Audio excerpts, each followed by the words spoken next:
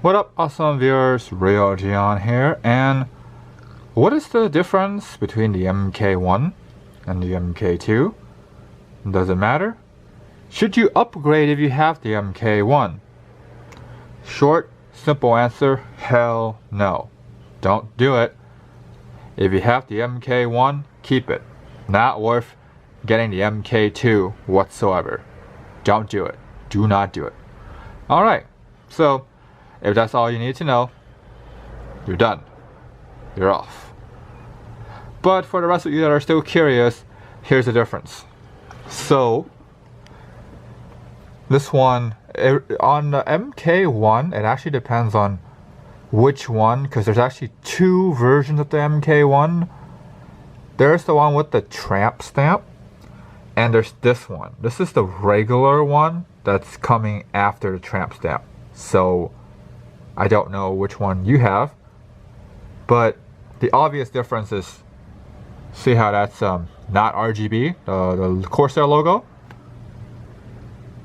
Ah, see how that one's RGB? Yeah. There's 3 buttons over there. One to control windows, one to control light, and a third button. That one changes the memory. So, this MK2 has multiple file storages. I think there's 3 total files. So, you can, in theory, set one lighting control, like me, and uninstall the software, and you're done. That's it. You don't have to worry about it anymore. It's gone now. It's gone. But with the MK1, you can't do that. Because, see how there's only the windows and the lighting. So, can't do that. Besides that, see how these buttons are like a little more sunken in. These ones are a little more raised up. They're a little bit better. The volume scroll wheel looks better than this one. I think it's probably made out of the same freaking material, more or less the same thing. But yeah, so you got that going for you. Anyways, if you have the MK1, I think this particular one, you don't have these keycaps. You most likely have these ones where it's bolted and the space bar is rigid. It's most likely it's this one. If you want these keycaps, you're gonna have to go with the MK1 version 1, the one with the tramp stamp. Basically, that's the one that you get these keycaps. So, if you want these ones, you're gonna have to go after that version. And so these are the fronts. Now let's get to the back. Okay, on the back of the MK1, you have the flip up feet with the rubber on it, but you also get this flip up feet. So this way, in theory, well, not in theory, but in practice, you can raise this keyboard up completely. You can no longer do that with the MK2. They took that out. But in return, you get these more rubber pads. You see how these ones are very small? These ones are a lot bigger. So, you get that going for you. You also have the cable management slots. Don't use the mouse cable. Doesn't fit. It basically only works with headsets. You get this K70 logo. That looks pretty cool. And MK1 looks pretty plain. So, yeah.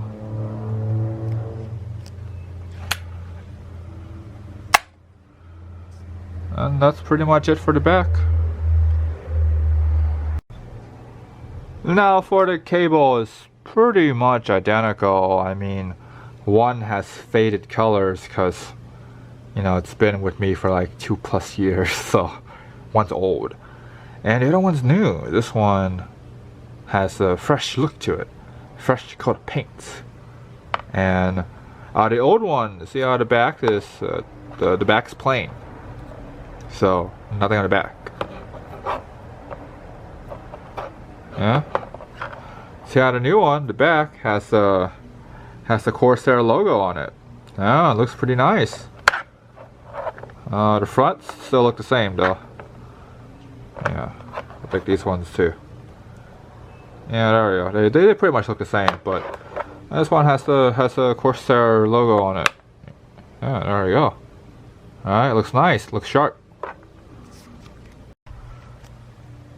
And for the rest, this one looks better. Feels worse. Yeah, this feels better. Believe it or not, this actually feels better than this one. This feels worse. This does not feel that good. This feels a lot better. So it looks better, but it feels worse. So you have that going for you. They still use the same hook style. Well, I mean, slightly different hook style, but more or less hooks, which is like, why? Because, you know, they break and not worth it. So don't do it. Do not use these wrist rests. They will break. They are very delicate. They are not worth it. Don't do it. Do not do it. So overall thoughts, feelings, verdict.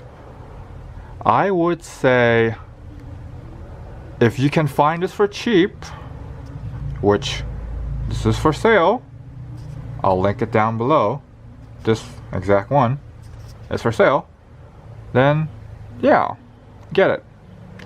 But most likely you're gonna get something like this. If you want a brand new K70, you're stuck with the MK2. That's what you'll be getting. You also have Cherry MX Blue as well. You just don't have these keycaps. So if you really want them, that's what it is. But most likely you're gonna get this new. So this is actually not a bad keyboard, to be honest. Like the actual keyboard itself, when I do the video review, it's not a bad keyboard. It's just, for the very first question, is it worth upgrading? The answer is hell no. No. It is not worth upgrading at all. Because you're paying so much more money for very minuscule upgrades. Not worth it.